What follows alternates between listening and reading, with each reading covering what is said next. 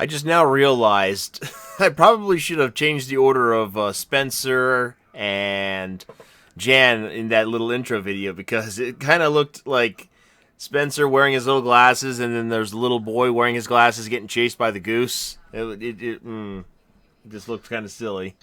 Yeah, but he's not here. Fuck him. And that's how we start off the show. Hello, everybody. It's Fight Club Hubs, and welcome to another wonderful episode of GVN Live, where we talk about all kinds of bullshit. And with me is Jan and Mark. And Jan, how are you tonight? I'm good. And moving on. So what you been up to, Jan? Not much. I got the bug to actually play PSO2 again, so I've been jumping on and playing a lot of that for a little bit. That's good. I had the bug and I jumped on and I started playing some Black Desert Online. I was playing the new class. It was actually kind of fun. I might go back and play it some more. It's kind of like a Berserker class, but it's a female. It's the one thing I kind of dislike about Black Desert Online. It's like some of the other Korean MMOs. Is that it's all gender-locked classes, which is kind of annoying.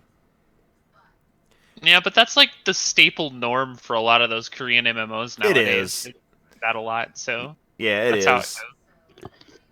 But you don't have that problem with PSO2, which is an awesome game. So, and you were telling me that you were going to get an Xbox just to play the upcoming beta. Well, at least until the Steam release comes out, yeah. Are we sure it's going to be on Steam? They've already confirmed it. I might have missed that. I mean, Yeah, I know there they said was- they were coming to PC, but I don't remember what they said, what platform. I was figuring It was- probably Windows, games for Windows or whatever. No, the data that they actually mined from the original beta, when it was still in the closed beta, basically said that there was a Steam release date for the actual client for it, so... Okay. All right. See? And, how about you, Mr. Mark B. Writing? How are you feeling today?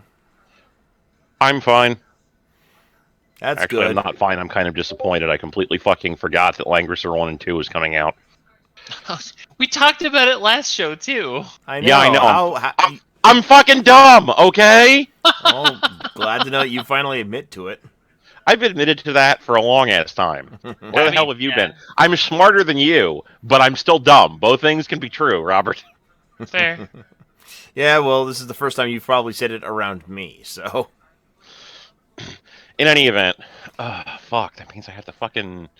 I'm gonna have to fucking buy this goddamn thing. Do I want it on fucking PS4 or do I want it on PC? Well, I got it coming on, I think Not everything is about you, Robert! I think I ordered it on Oh, the it's fine. Switch, though.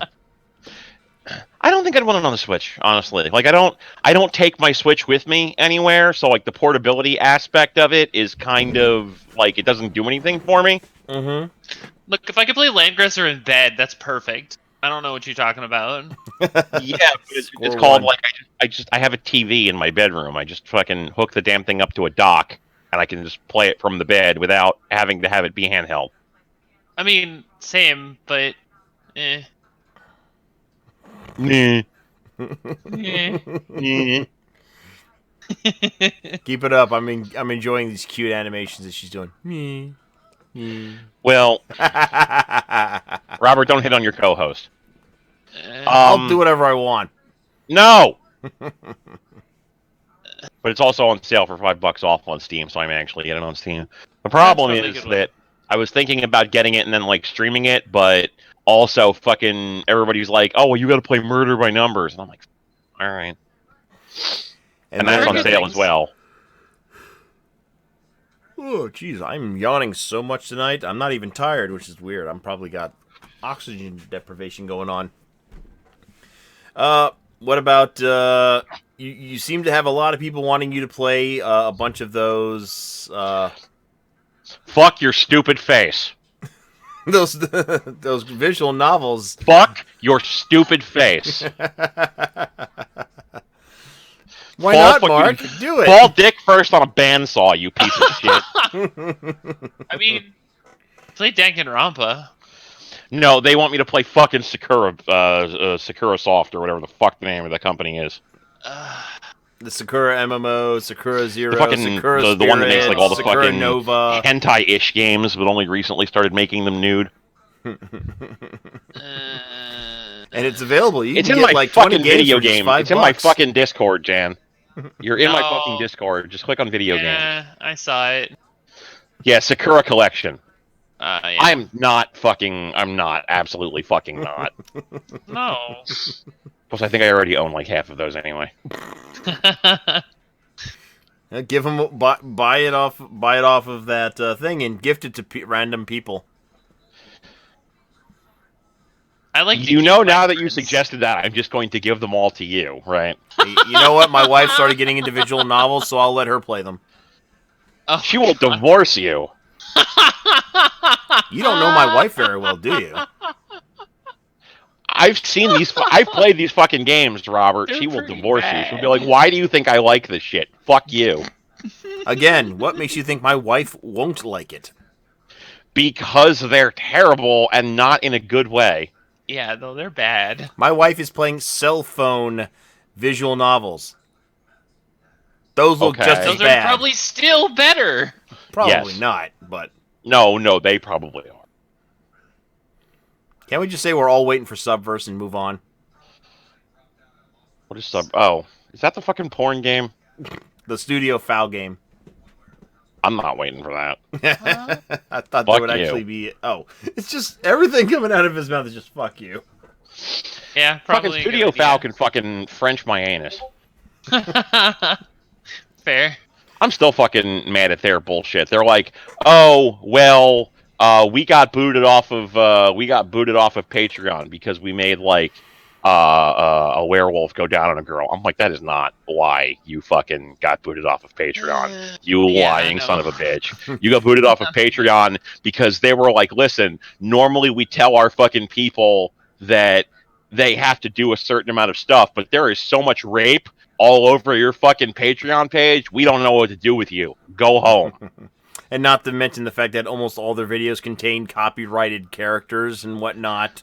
The copyrighted characters were probably less of a problem, like the Nintendo I don't even know if they did a Nintendo video, but like they already had their fucking like legal issues with Blizzard, and that just went away. Like nothing happened with that. Yeah, Blizzard, Because Team Ninja, they weren't so many others. technically. Well, Team Ninja didn't fucking do anything to them, but they like a lot of fucking people make SFM material and have Patreons.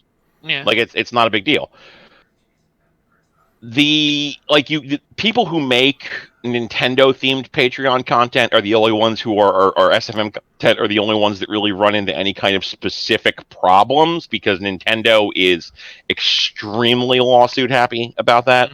Extremely protective of their IPs. I mean, yeah, basically. But everybody else is just kind of like whatever. So a lot of people make, Team Ninja themed SFM content. A lot of people make other 3D model themed content, and it's fine. Nobody fucking cares. Nobody's going to do anything about it. Yeah. Studio FOW specifically made rapey shit, and that was why Patreon was like, listen, we don't even know what to fucking do with you. Get out. Yeah. And they were like, my favorite thing was they did a fucking interview with them on Kotaku, and they were like, well, we're making content that isn't being served particularly well. And I'm like, no, Bible Black came out a couple of years ago, okay? They still make that shit in Japan, motherfucker. Don't fucking piss in my hand and tell me it's raining, okay? I fucking know. I fucking know, all right? Goddamn, Bible Black. I haven't heard that name in a while. I know, right? Jeez. Oh, that and Love Blue Girls. Oh, Jesus Christ. Wow. Well, that's from the fucking 80s. That's from the fucking that's 80s. really I thought that was old. 90s. I am not a historian 89. on hentai. So. Neither am I. First time I heard about it was, 99, 2000? That's about Well, it. that's when we were old enough. Yes. To discover that shit. Discover Yeah, that but- little section of covered up DVDs in the back of FYE and other movie stores. Like, But why the is this point is- anime the point covered is- up? They got booted out of Patreon because their shit was just too much for Patreon to even deal with. Like, this has nothing to do with, like, a werewolf going down on a girl. You lying son of a bitch. Fuck that guy. But moving on, ladies and gentlemen, welcome to the show. We are apparently fired up now and ready to go. Today Look, we are. This is just how I exist. This is me. What you live for. This is the standard Mark consciousness stream. I don't know what you're talking about. This is what you have to do every day. Yep.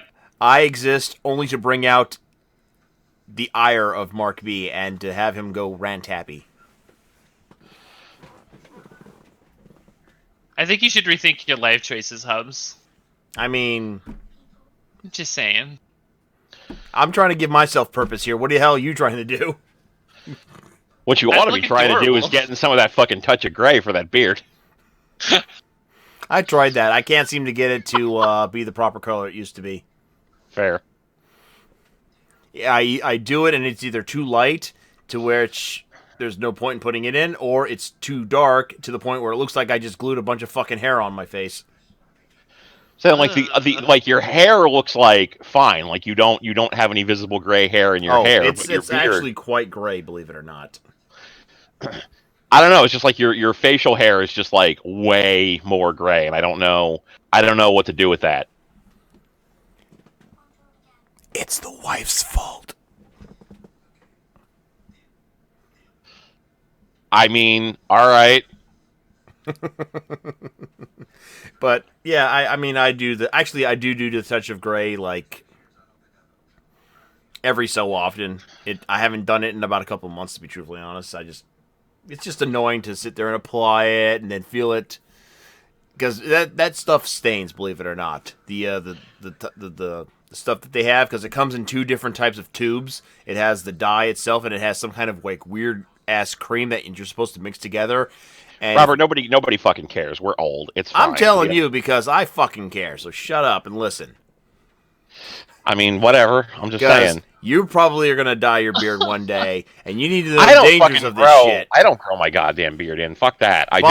Fine. You might need to dye that stencil ass shit that's on your face. Listen, it just fucking grows in, and then I shave it off when I'm tired of it being there.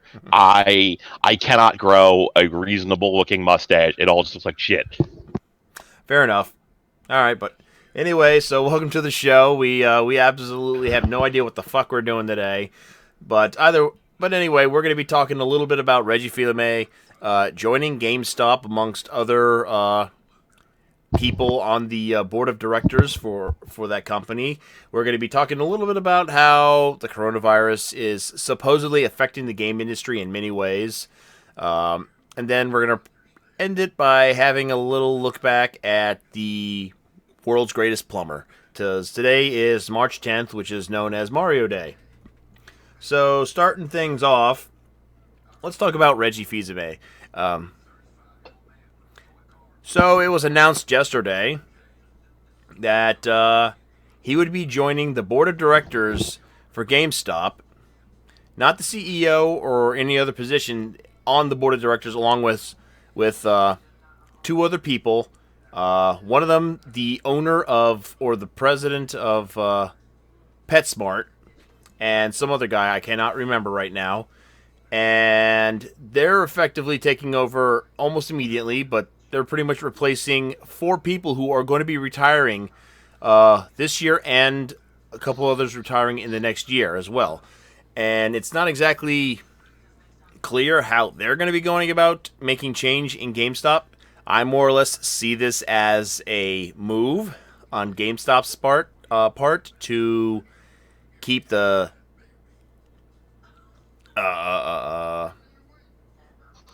their stock market people happy. Fresh, huh? They gotta be fresh, yo. Yeah, they gotta keep it fresh. But I see this as just a power move in order for them to keep their stock from plummeting, keep their people happy, pretty much. And I mean, they do have this policy where they say that every 5 or so years they have to, they move people out in the board of directors. They have to have a new CEO every 10 years and whatnot.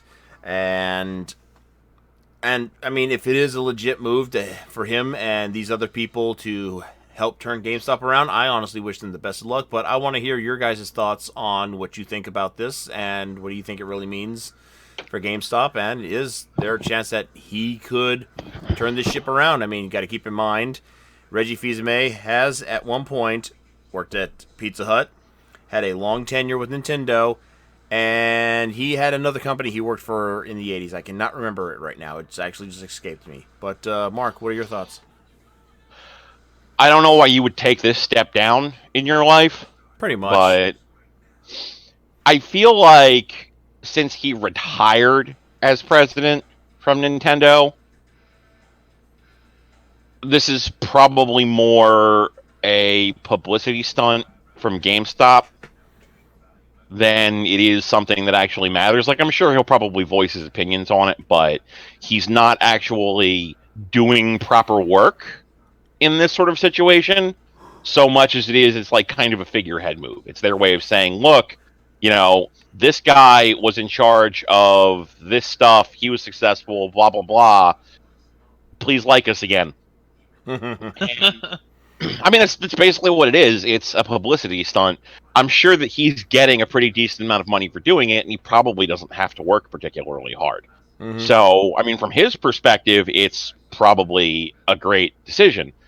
But I do not feel like this is a proper business move. Like, I don't think that he's a full-time employee or anything, because he put his time in as a high-ranking executive at this point.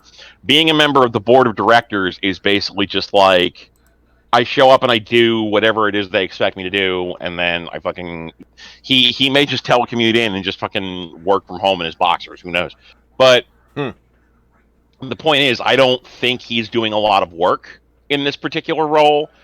I would be astonished if he's doing anything more than throwing out some ideas and like having that be that. But from his perspective, he's probably getting a certain amount of money for doing it. And if the company tanks, oh well, he's fucking retired. What does he care? And if the company does well, great. It's one more thing to add to the legacy of Reggie Fils-Aimé. So, from his perspective, I don't see this as a losing proposition. From GameStop's perspective, I don't know how much they're paying him, but I feel like it's probably not that much because he's not like a proper CEO or anything like that. So, assuming that it is getting them a decent amount of PR, it's probably not a bad move either. I feel like so long as they're not grotesquely overpaying for him to be here, it's kind of a win-win.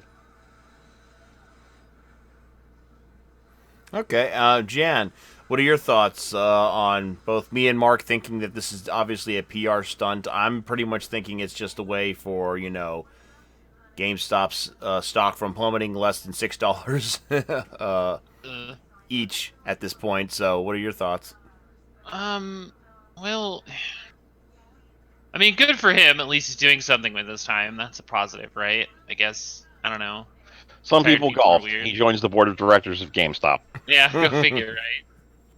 He did a lot of like talking, like colleges and stuff over the last few months, and he did a lot of public speaking about like being in games and the gaming industry and how you should work on like making sure that specific things are going to always be there.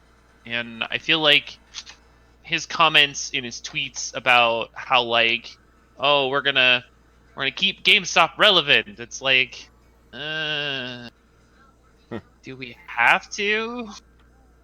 I feel like physical media is okay, and it's great to have something to hold on to and to have a collection, because obviously as gamers that's something we've always had growing up, especially in our generation. Maybe not so much the younger generations that have newer consoles that are all digital now, but the concept of having the games that you can't really get anymore, or having access to specific systems that don't really have any way of being emulated correctly, or heck, even like systems that are emulated correctly, you still want the nostalgia of having the actual case and having the cartridge and having the CD. It's just sort of how it is. But I feel like GameStop as a company, it sort of created a interesting sort of revolution when it comes to how media is consumed in gaming, and having that go away would be a weird kind of, I don't know, it'd be just weird. I don't know that it would be the same not seeing GameStops in malls anymore. That's for sure.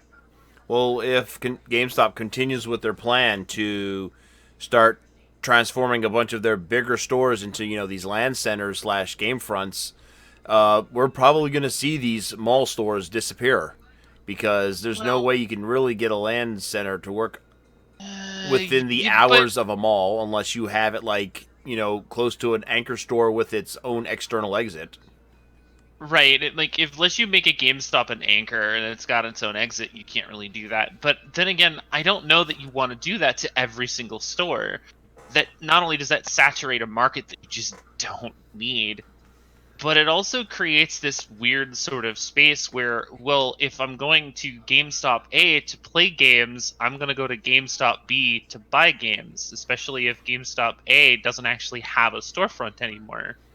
And that's where Or I if the think storefront that it has is just really it's like really slim. It's not something that you go to like, oh hey, we went to GameStop A, which is the game store where you go to play the games, to go buy the games, unless they're doing like a midnight release party where you get to actually hop on the systems and play it like 2 hours early or something. But there's specific things that you can do with the land center crossover, but at the same time you can still do that with a mall and still do a midnight release of like Doom or Pokemon or whatever the next big MMO is, and still have the ability to be like, hey, we're still doing a midnight release, guys come in at X o'clock, and then you'll get your hand stamped, and then mall security isn't going to kick you out or anything. But that's that whole process is just dull at this point. Nobody really does that a ton anymore. Not like they used to, like a decade or more ago, when it was like this was the only way to get your games because we didn't have the internet connections that we have now. So it's hard to say really, because I want stores, because I like browsing and I like looking at used games for systems that maybe not a lot of people play a lot of anymore. But with increasing capacity of storage and emulation and virtual storefronts that have older games that you can't play on any systems except for like one or two specific ones because those are the companies that own those games, like it's only a matter of time before the DS market gets completely shoved onto the Switch. We know it's going to happen. When specifically, we don't know, but it's going to happen at some point. Um, the the concept of what they're saying with PS5 being backwards compatible with PS1 through 4, the concept of being able to own one game and play it on any system, be it PC or One or Series X, and even its backwards compatibility possibilities. It's hard to say whether or not people are actually willing to buy one system to own everything or buy all the systems to own everything anymore. It's going to be hard to do that if we don't have that physical store. okay, but how do you think Reggie would fit into the plans of possibly keeping the physical stores alive outside of just being like a giant cheerleader? He's a brand. Reggie's a brand. Everyone knows who Reggie is because Yeah. of everything that he did with Nintendo over the last 3 to 5 years. Yes, And but as so a brand, he did things with Nintendo. What's he going to do with GameStop other than he's a just brand. be a He's a brand? face. He's a face. He's a brand. That's all this is literally all that this is for him. This is a power move by GameStop to try to get somebody famous from who knows where to basically be the face of this company at this point, because let's be honest, they're in their death throes. They have been for a while. We've already talked about it before. The facelift with the stores, the concept of doing land centers. the idea of bringing in somebody like Reggie as their new part of their new board of directors for this whole weird cyclical thing that they do. It's just sort of how it happens. And if all Reggie is gonna be or is really gonna do is just be a face, then it's like, I don't know, man. I feel like it could help, but at the same time, there are a lot of people who are just like, yeah, but Reggie's a shitheel, so who knows? Now, don't you think that doing this, even though he is technically retired, do you think this will not, if GameStop were to say fail while Reggie's still on the board of directors, like they close up shop, let's say in the next 3 years, will this not put like a mark on Reggie's illustrious No, career? absolutely not. It's Reggie. Now, what do you think about Like, the fact that Reggie being in such a minuscule role, do you think he's going to be upset that he wasn't able to do more because he was part of a company that's going downhill and that he thinks he could have done more? maybe I don't think so. I think Reggie as a baseline is Reggie. It's like the only way that something bad is actually going to happen to him in this whole ordeal is like a scandal that happens to revolve around him. That's how he ends up losing face. But if GameStop just folds because it's GameStop and they fold because of previous practices, stuff that happened before he became part of the board of directors, he doesn't. There's nothing for him to save face from. It's just he's like, well, I tried to help, but unfortunately, they just weren't ready for it. It just wasn't meant to be. And he GameStop's goes body off to wasn't do ready. whatever. What are your thoughts, Mark? That's awful. I mean, like I said before, it's like this isn't going to negatively impact Reggie in any capacity because Reggie's fucking done. Like, as an actual career person, he's done. He didn't fucking care. What difference does it make to him? You know, he's like 60 years old at this point. And he doesn't even look 60. Right. Like, I was astonished when I saw that he was 60, but he's like 60 years old at this point, and it's basically just like his career as a CEO, as a person in charge of a corporation is done. What else does he have to do? At this point, anything that he is going to do is going to be like, I don't want to say a vanity position, but it's very much going to be a sort of thing where, excuse me, he's been brought in because of who he is, because of, I don't want to say he's a brand necessarily, because like you couldn't make like, Ready to Me breakfast cereal, but like he is meant to do two things. First, Reggie as an entity exists as a positive in the mind of gamers, so it's sort of meant to tell us as the people purchasing games, oh, Reggie's here, things are going to get better. And also, he has a proven track record in the stock market because he fucking worked for Nintendo for like 15 goddamn years. Right. So it's very much a case of assuaging the concerns of the people in the investor circle while also hopefully trying to get some of us back on board. Right. Mm. I wouldn't call it like a full-on PR stunt, but it's definitely like this is, like I said before, like this is kind of GameStop's last swan song at this point. Right, Bringing like on Reggie is basically their way of basically saying, "Hey, look, guys, we got somebody popular working for us at the top. Things are gonna be fine." yeah, it's like I said, it's like this is his fucking retirement tour. Some people they get old, they retire, they play golf. He goes to be on the fucking board of directors for GameStop because that's what he can do. He's Reggie. He has that kind of ability to do that, and frankly, good for him. Yeah.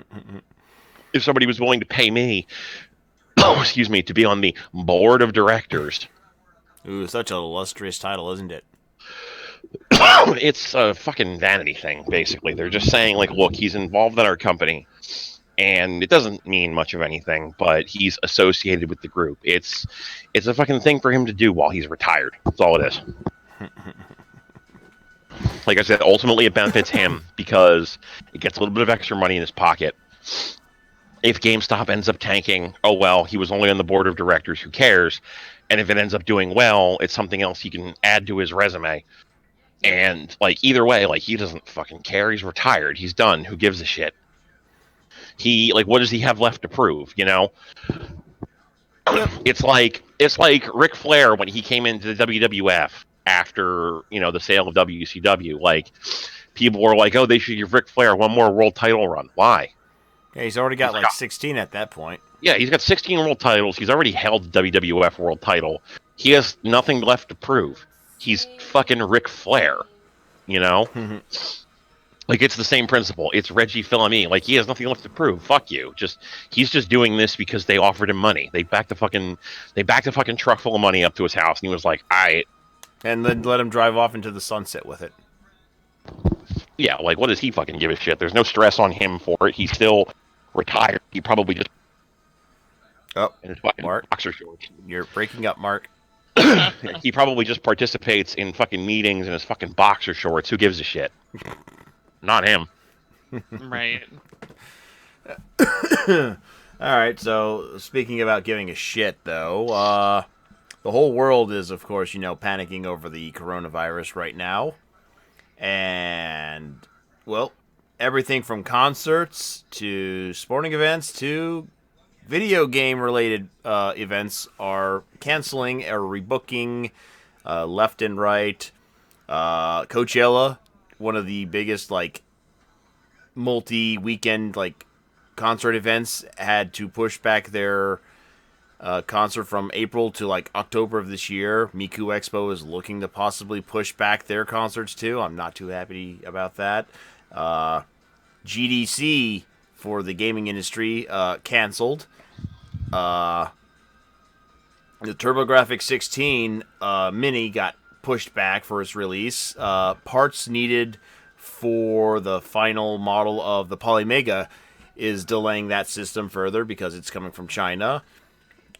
Pretty much, there of course was the rumor that the Xbox Series X and the PS5 might actually be affected with delays. That is actually turning out to not be the case. So, I mean, it just seems like a lot of things is going on that is affecting the game industry in a lot of ways, but mainly it's just in relation to business aspects to both China with a lot of the stuff going on, to Japan because, of all the importing and all that and whatnot.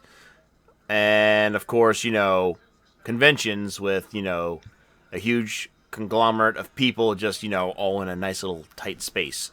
So, first off, what are your thoughts on the COVID-19 virus, Mark? It sucks and I don't like it. Thank you for that wonderful assessment. How about you, Jan? It sucks and I don't like it. Okay, I mean, it's a fucking virus. Like what are we gonna say about it? Like, I've been freaking knee deep in Ebola stuff for the past couple of months. Like, for me, COVID-19 is bad, but it's not the worst possible thing that can happen. It's more lethal than the flu, but not a lot more lethal than the flu. Somebody with a compromised immune system, an elderly person, a child might die from it. Most people, it's probably just going to be a worse version of the flu. I think our government's handling of it has been stupid and bullshit. I think that we are almost certainly going to see some significant outbreaks of it within the U.S. beyond the couple of cases that we've already seen. And I completely understand why it has caused such a major problem as it has, because, again, going back to a conversation that we had before, the Chinese government royally fucked up in how they handled it. Yeah, for But, sure. I mean, it's not going to be the sort of pandemic that ends the world or anything. It just sucks for a while. People will die, and it is unfortunate that people will die, but it's not this isn't an Ebola grade end of the world scenario or anything like that. You know what I'm saying? Yeah, it's not. It's a pretty bad and dangerous virus, but it's not something on the end of what people are proclaiming to be a 12 Monkeys or Dawn of the Planet of the Apes type of scenario with the virus bouncing around and spreading throughout the world. I don't believe that whatsoever. I mean, even if it can spread to that extent, It's just a more dangerous version of the flu. Pretty Even much. if the fatality rate is, like it's only like 2% at this point, so that's like 1 in 5 people. That's not good, certainly, but it's not. I'm sorry, it's not. It's like 2% is like it's not even 1 in 5 people. That's like 1 in 50 people. It's not good, certainly, but it's not like a world-ending scenario. This isn't like the Black Plague or something like that. It just Right. sucks. Yeah, Taurus has the right mind. Take it seriously, but don't freak out about it. Mm-hmm. I mean, Like- they Wash your just fucking announced- hands. Right. I Wash mean, your fucking hands and Wash your sneeze in ass. your Wash your arm ass. and- Wash your ass. Yeah. I wash my ass like a man. Yes. Yeah, exactly. Like, I feel like they just announced that NCR just got canceled because of it, because the city of Santa Clara basically said no public gatherings, no massive public gatherings. So NorCal Regionals just got canceled because of it. And about 3 or 4 dates got removed from the Capcom Pro Tour, affecting including April Annihilation, which is near where I live. Yep. Right. I mean, So- New Japan Pro Wrestling just canceled like all of their dates for the next month, pretty much. Well, they said Yeah. that some of their wrestling dates, they're going to just be performing in an empty stadium. For TV tapings, right? Yeah. Yeah. Right. WWE is very much in a position where people are like, "Hey, are you guys going to cancel WrestleMania?" And they don't fucking know. Yeah. Mm-hmm. It's like it's the shitty situation, but I mean, I think the funniest thing is that people within the government have been like, "Oh, well, it's not a big deal," blah blah blah, and then like we're finding out that like they actually came into contact with people who had fucking COVID-19. It's like, ha ha. Oops. I don't know. I feel like the it's weird because it's still people's health, so you should still kind of be worried about that part of it. But the idea of going out and causing mass hysteria over them because the media does what the media does, to basically put it so that people can't get like basic necessities. You can't get things like toilet paper, and like there was a story that I read this afternoon about how there's a hospital in South Carolina that had a lottery for the employees to get masks because over 6,000 boxes of masks and sanitizing wipes had been stolen from the hospital. Like, people would reach over counters and like beyond like employees to just grab this stuff and walk off with it, and like there wasn't anything they could do to stop them because it's like,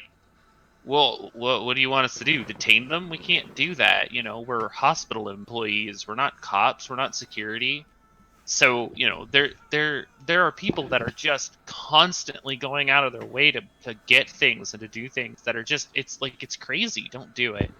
Just don't do it. You don't need a box of 1,000 surgical masks just because you think you're going to get coronavirus. It's not going to be that likely. I mean, fortunately, I already have surgical masks. Well, I mean, fair, but Now, The someone I'm like not a serial killer or anything. My friend Sean gave me some because when I do model painting, they filter out like the gross shit. oh, for sure. But like, you go into a grocery store and you can't buy toilet paper. Like, what? Yeah, it's gotten pretty ludicrous. One of the things I'm worried about, and that's mainly because I work in the food industry. So I have to follow every sanitation protocol possibly, and now I probably have to go maybe a little overboard with it just off the near chance that I don't want to contract it from a customer and then spread it to others.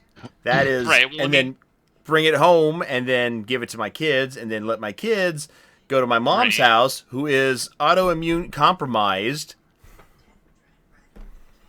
Well, I mean, but HACCP guidelines are gonna be super strict anyway, just because of how food handling and food safety is. Mm-hmm. So, like, being where you are, like, it makes a lot of sense that they have extra guidelines that they're going to put out for that kind of stuff. I mean, temperature guidelines, food handling guidelines, things like that. Like, you're already going through rigorous daily, like, rituals for the stuff that you're dealing with. So like it makes total sense that you'd have all that extra stuff.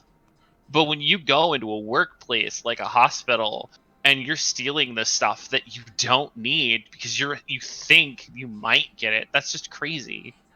And like, well, I get that certain places are basically like, we don't want mass gatherings, we just want people to be safe and secure, and the fact that they're not going to be getting this virus. But it's like, I get it, but at the same time, if you're healthy and you're not compromised and you're not like at a high risk of either infection or like becoming like compromised, don't be a dick and keep the stuff that can keep the people who are safe. All I know is if I get COVID-19, I know exactly what I'm doing.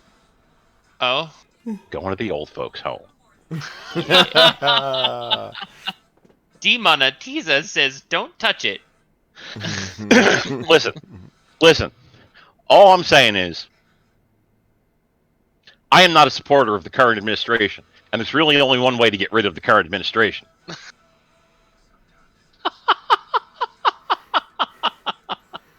So Good. I'm assuming there's going to be a future White House visit with some handshaking going on, huh? No, I'm fucking lazy. Well, But there's a lot of Trump supporters around here. There's a lot of Trump supporters around here. That's all I'm saying. Yeah.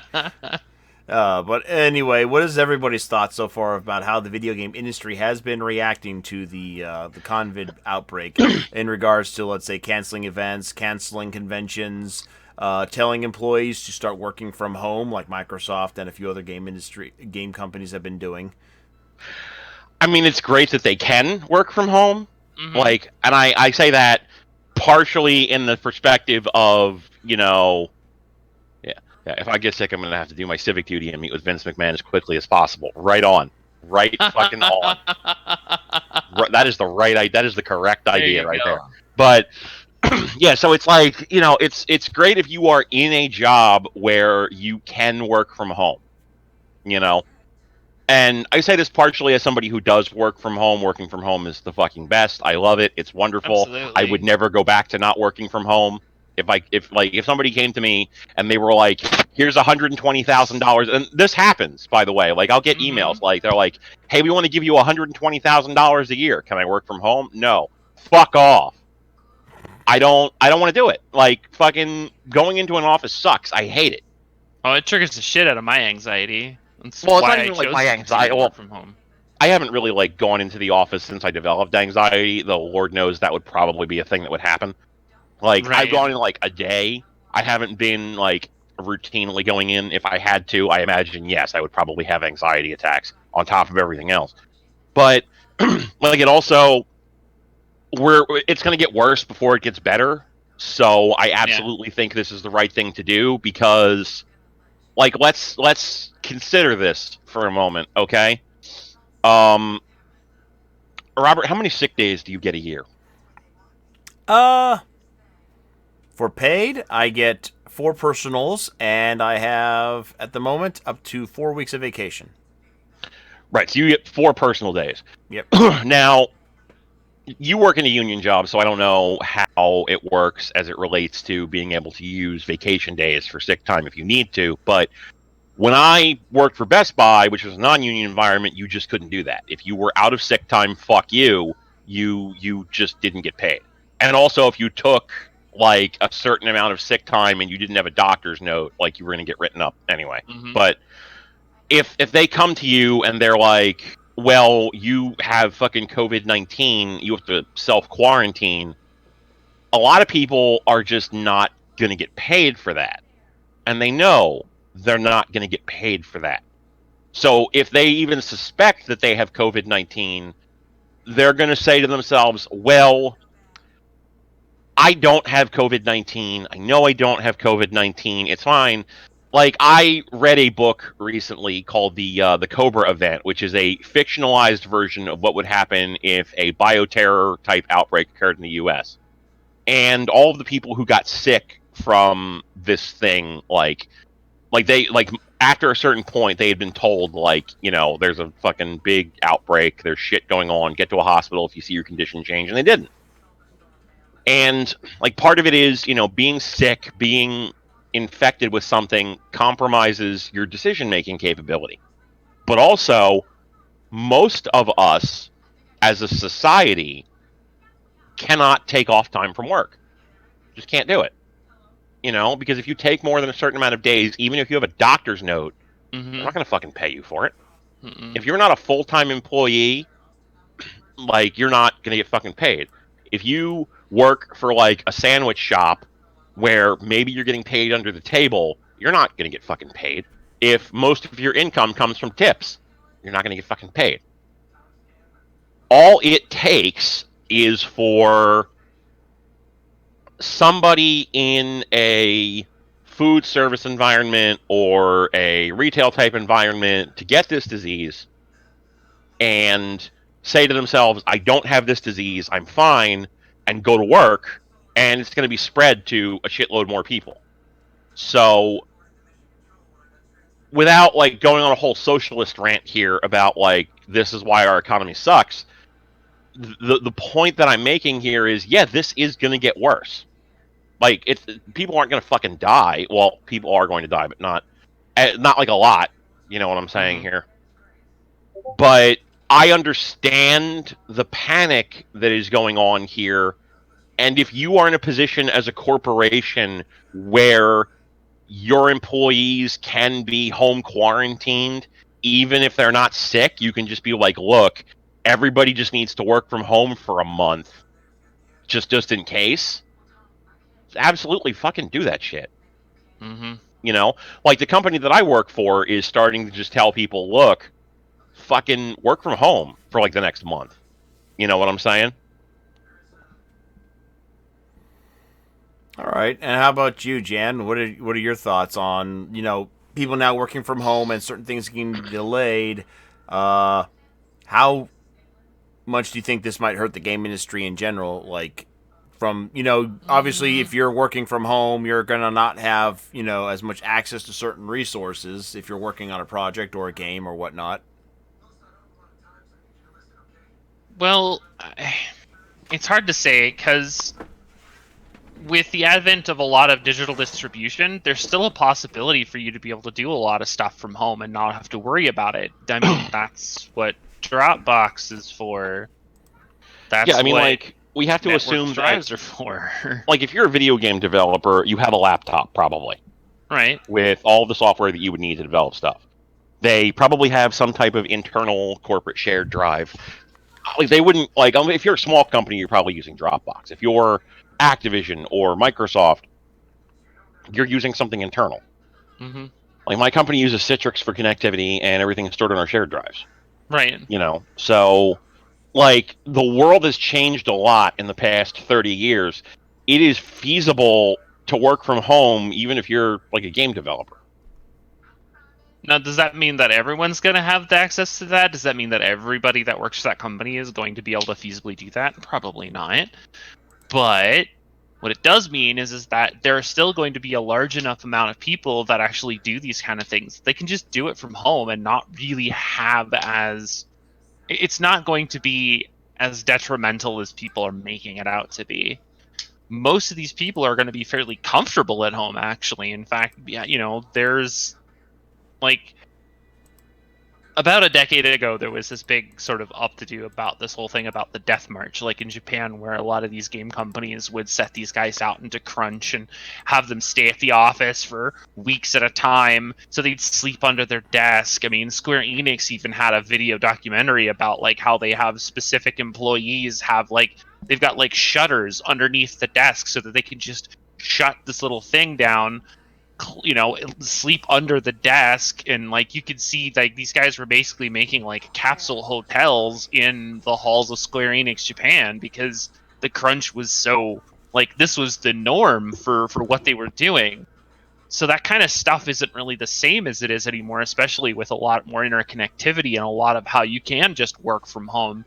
So having them go home and do a lot of the stuff and still have the ability to do meetings and produce file chain, and share everything they've got across the shared drive or on the network or wherever it is that they're doing. A lot of this work isn't even going to be local to their systems.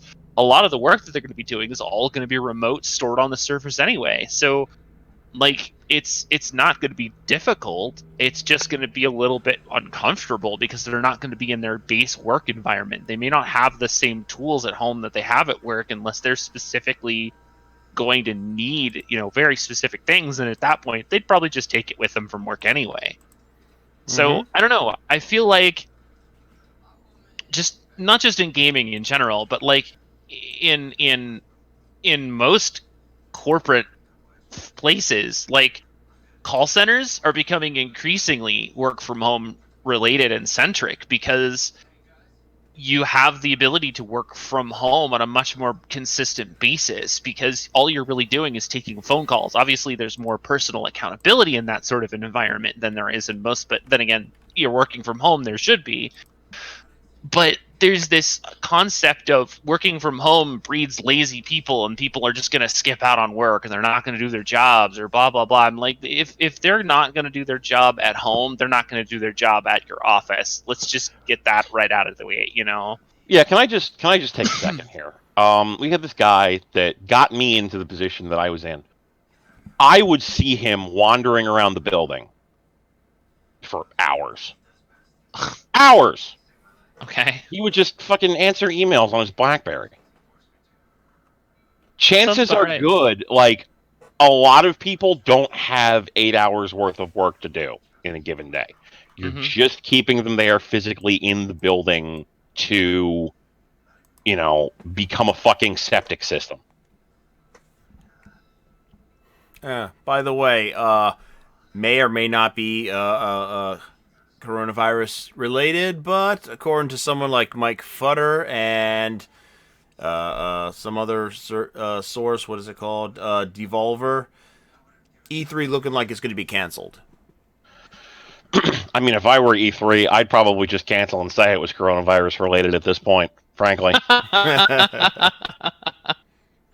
Just be like, yeah, we're gonna cancel this year because of the coronavirus. Yeah, that's it. Let's get a refund for all of our shit and figure out what we want to do next year. Yeah, pretty much. Especially since you had, your one big company backing out who was doing the planning for you. I am 8-bit. Whoops. But to pretty much just wrap this up, final thoughts. What are your final thoughts on Corona, Jan? It goes good with lime. There you go. All right. Well, let's get ready to wrap the night up. We're going to be talking about one particular plumber tonight. Somebody at some point decided to say, "Hey, you know what? March 10th, 310. That looks like Mario. Let's make this honorary Mario Day." I don't know who the fuck thought that idea up, and you know what? It's become a brilliant thing. I've literally been seeing it on billboards as I'm driving up 95. So, kudos to whoever thought up that idea. So, today, now, we're going to do a little bit of talking about the plumber. We're not going to go into any history about him or anything of that nature. We are going to just maybe take a look back at maybe some of our favorite games and some of our favorite media-related things revolving Mario. Like, what did you enjoy the cartoons? Did you enjoy... No, the cartoons were fucking garbage. What are you talking about? God, who are you? Hey, there's such thing as a guilty pleasure. Come on, it's time to go do the Mario. No, the only thing I remember the Super Mario Brothers Super Show about, like, the only thing was just that Captain N was awful. Oh, so you watched Captain N and the Mario Power Hour, or whatever the hell they called it. When they had Mario Brothers 3, and Captain N. I know, it was sexy. No, it wasn't. But, no, the only good thing that come out of that whole cartoon block is, "Excuse me, princess." Yeah. Well, excuse me, princess. Mm-hmm. A Zelda cartoon that only lasted 13 episodes in a 2-season series that had about 60 episodes total. But no, aside from the cartoon and how you may feel about it, although you were very vocal about it, other stuff like the movie, the animated movie that most people almost do not know about. Uh, what are some of your favorite things about Mario? For me, just hands down, my favorite thing was literally just one game, Super Mario Bros. 3. And to this day, I still think of it as my favorite Mario game of all time. I mean, yeah, sure, Mario Galaxy was amazing.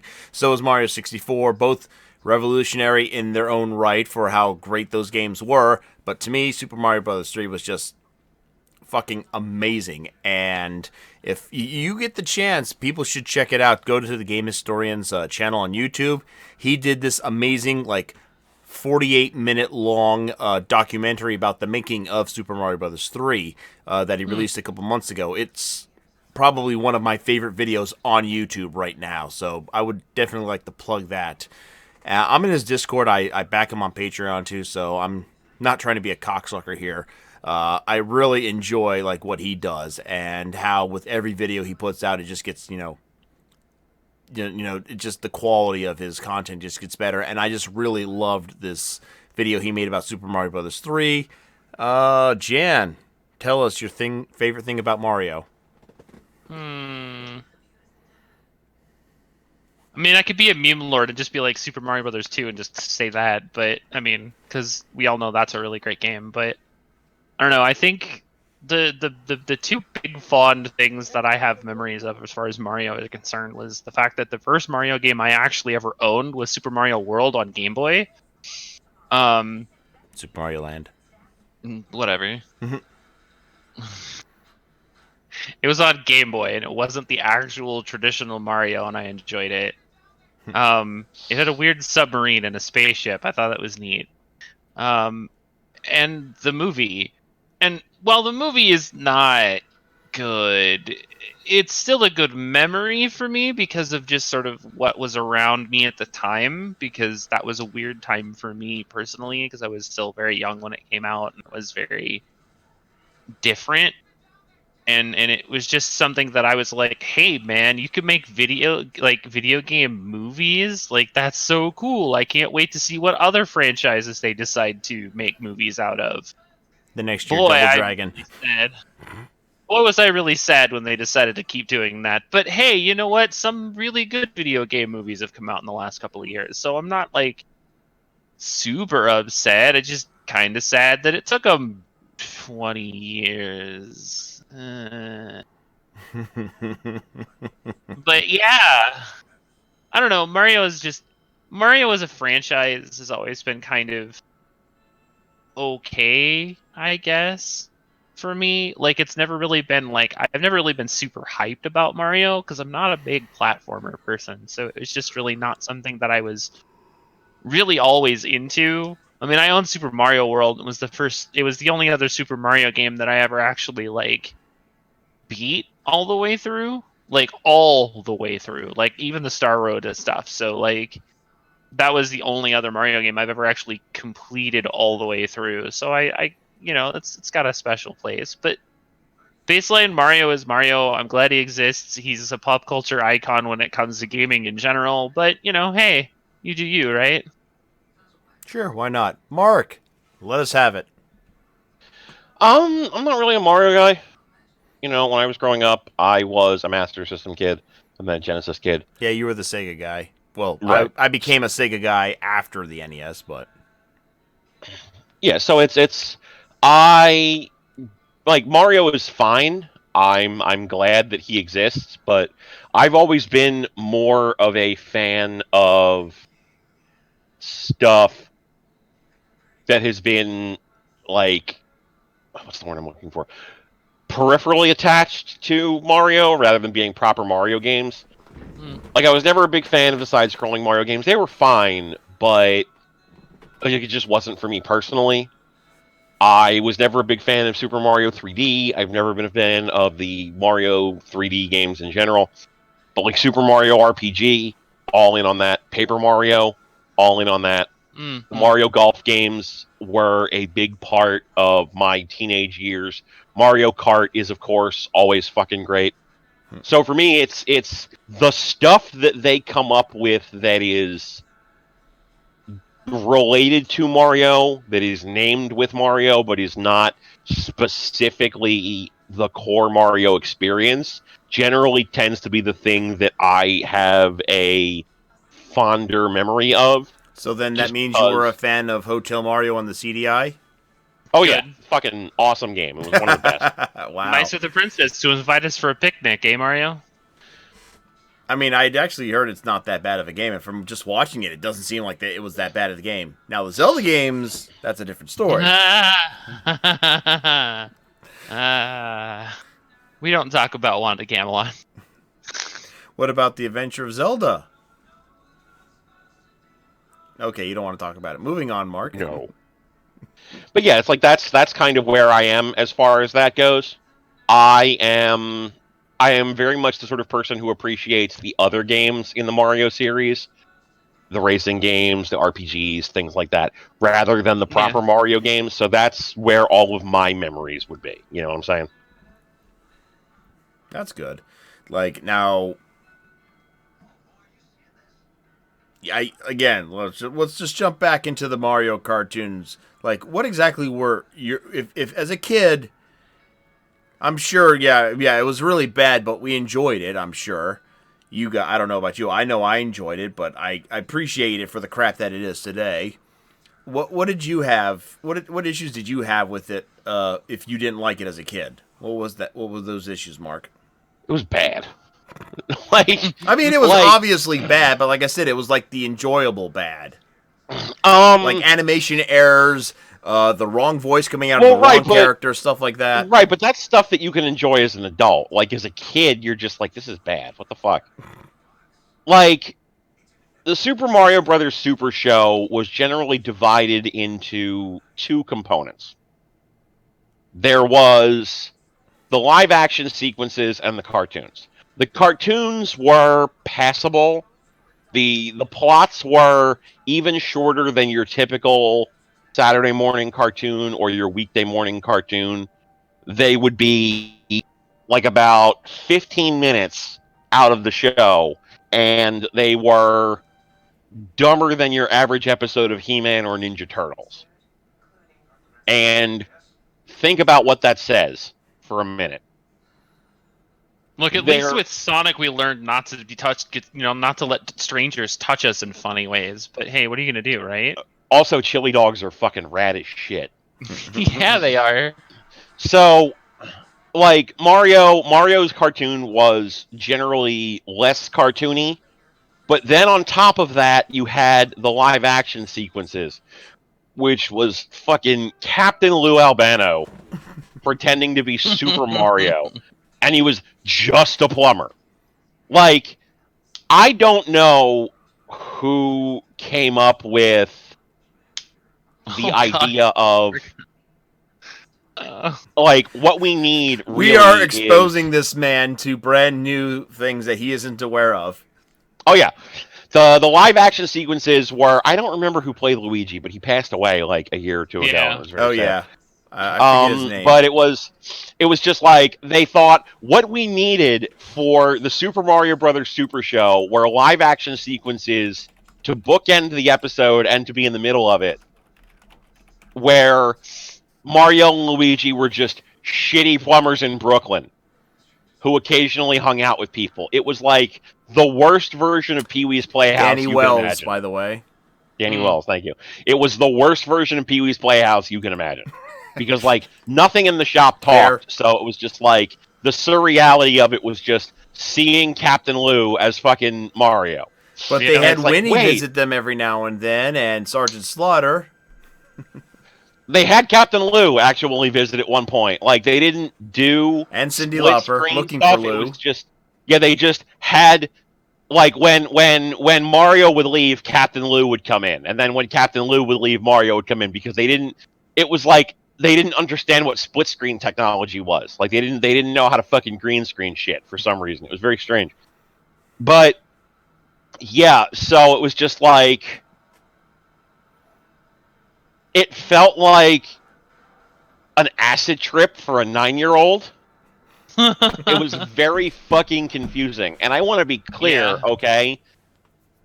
I grew up during the era where they would take like adult movies and turn them into children's cartoon shows. Yeah, Okay? that was a weird Do period of you time. remember the Beetlejuice cartoon where the rapey ghost ended up being best friends with Lydia Dietz? And how about Oh, the yeah. Little Shop of Horror cartoon where the man-eating plant was best friends with Seymour? How about Toxic Crusaders? Oh no, don't do it. How about I had no RoboCop? friends, no girls to hug me till I turned radioactive ugly. How about the RoboCop cartoon series?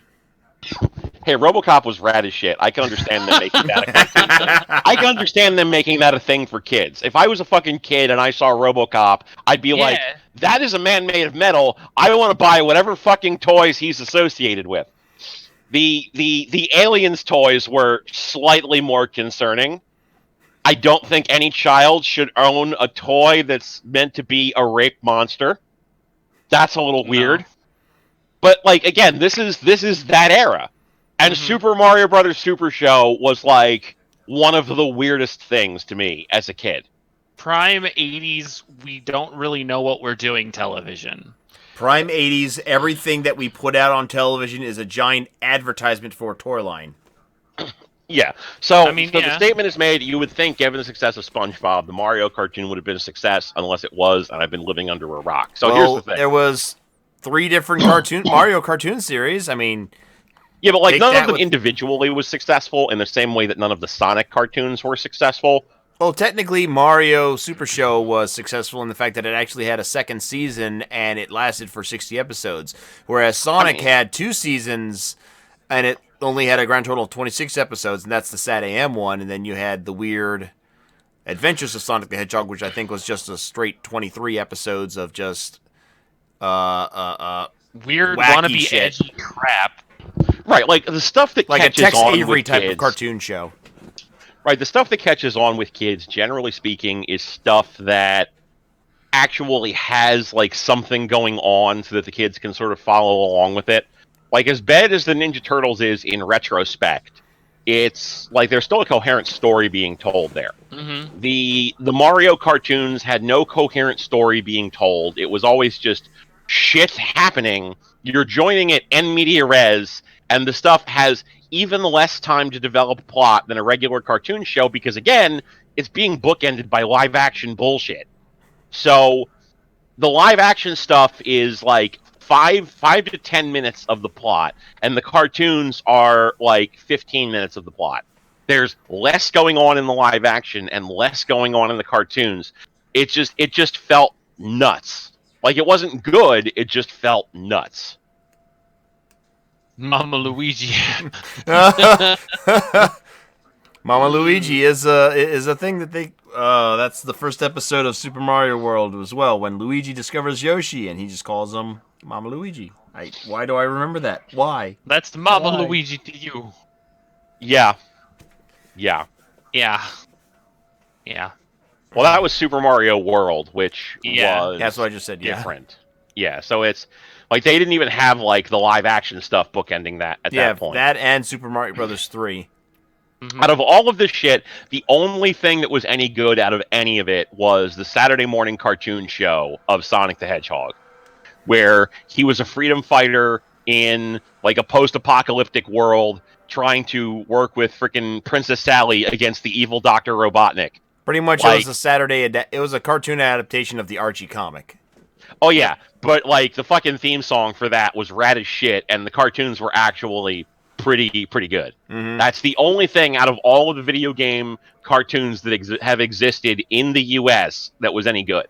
And it pissed me I mean, off how Sonic that X ending of technically, the isn't it? Sonic the Hedgehog cartoon ended on a fucking cliffhanger.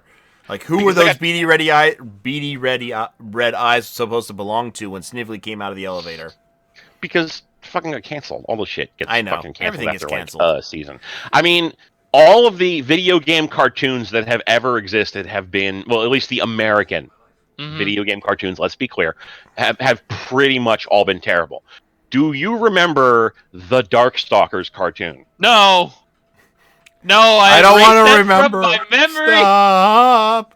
Okay, how It about was We're this? gonna so fucking do we're bad. gonna fucking do an episode on Darkstalkers at some point, and I'm gonna make you motherfuckers remember that fucking No, weaselly little fucking God. shit kid. No, Reboot was not a cartoon. Okay, how about this? How about the Well, Reboot Donkey was a Kong cartoon. It was not a cartoon? video game. Reboot was a cartoon, not a video game. And then they made a live action reboot. Ugh. Wasn't Hey, Reboot French? Like a French Canadian? Well, yeah, it was a Canadian French production. Canadian is still Canadian. Like, the Yeah. French Canadians don't live in a completely different place that isn't Canada, and we just call them Canadian. They Yeah, still they do. live It's in Canada. called Quebec. But that's still part of Canada, Jan. Like, they don't live in an island in the middle of in the middle of the ocean, and we just call it I Canada. know. Are you sure? I'm sure. Listen, It's like I've calling worked with enough Texas of them. another country. They're fine. It's like calling Texas another country. Sure. Now Oh, here's yeah. here's Yeah. the thing is apparently after the Mario Brothers movie, of course, Nintendo's been very strict with their licensing for video game based like any type of media of their properties. Like I think the only thing they've really allowed in the past was a Kirby CG cartoon in the past. Do you think they could possibly do a Mario cartoon in this day and age and do some justice to it? Sure, they let Japan do it. Yeah. I mean, with the way some of the U.S. Animation studios have been doing lately, I wouldn't see a reason not to let them have a shot at it. I mean, shit, why not let the people who did I mean, granted, you don't want to go down Disney, but why don't you let them develop some Mario cartoons? I mean, they've put out some pretty good cartoons on the last like 10 years. Trying to remember the names of them. I mean, outside of DuckTales, they had what's that camp one called? Shit. The one that came out after Phineas and Ferb. I I can't remember the name of it all of a sudden. I don't know why. Super Mario RPG, the anime. That actually sounds kind of awesome, actually. That needs to happen. But, yeah, that's pretty much a conversation that's now not going anywhere, unless you have something you want to add, Jen. I mean, if we're talking American animation from Disney, that was actually something that was left field that could probably make the make a Mario cartoon work. Yeah, just talk with Alex Hirsch. I mean, Gravity Falls was a fucking success. That's what I was trying to think. Gravity Falls. Because I've been hearing that as like a highly regarded like cartoon series. Oh, it's fantastic. Yeah, and then the other animation studio I would say is why don't you go towards Nickelodeon and see the guys that, did The Legend of Korra and the Avatar series, if you wanted to make Mario a bit of more of an epic adventure.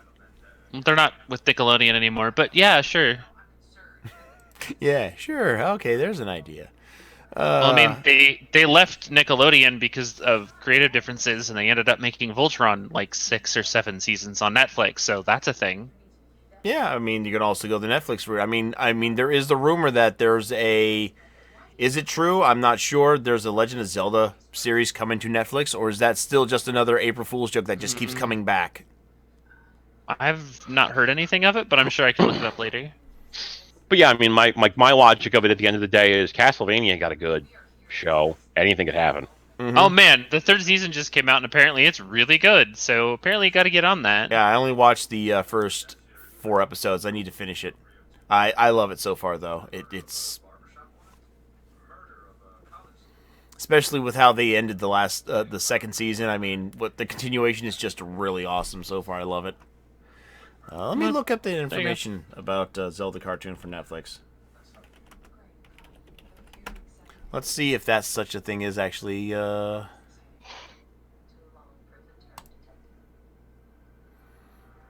as long as it's not live action, I think we'll be okay. I think they were going to go animated, and I think the rumor was they were going to do like Ocarina of Time, maybe. Oh. But That's a yeah, shame. apparently the last. Let's see. That's November 19th of last year. I thought there was something more recent. I'll be real honest. There's really only 2 versions of that that would really sell a lot more. And while Ocarina of Time is one of the best-selling games for the Zelda franchise, it would probably need to be a bit more topical, and if they're smart about it, they do Majora's Mask and then Breath of the Wild, because let's be honest, those are the two that are by far more pop culture. Well, The And more Adventures of popular Link in doesn't terms seem of like that, a worthy attempt. I will fly to New Jersey and stab you. He lives in PA. I live in New Jersey. Oh, right. Go ahead, stab me, and then you'll get the coronavirus. You don't have the coronavirus. Ha! Congratulations, you have a robovirus. Nah, but they do have a guy that confirmed to have the coronavirus in the county I live in, so. Whee! Okay, so you might have the coronavirus. I better shut up now before I do get the coronavirus. Keep breathing. It'll happen. Ooh. Bananas Anyway. and pajamas are running down the stairs. Okay, we're getting a little tired here. We're getting a little weird. So I want to thank everybody for tuning in tonight's GVN Live. Next episode, barring any sickness or illness or whatnot, will be on March 24th. I want to thank you guys, Jan and Mark, for tuning in, and as always with me. Anything you want to say before we leave? To our active viewers. Wash your fucking hands. Yeah, just be smart about it, please. You can go out and do stuff. Just be sanitary. Just wash your hands. And don't touch your eyes. Don't touch your eyes. Right. And please cover your mouth when you cough or sneeze or whatever. Please. Absolutely. That should be like instinct. Oh, shit. All right. That's the cue right there, ladies and gentlemen. On behalf of GVN Live, thank you and good night.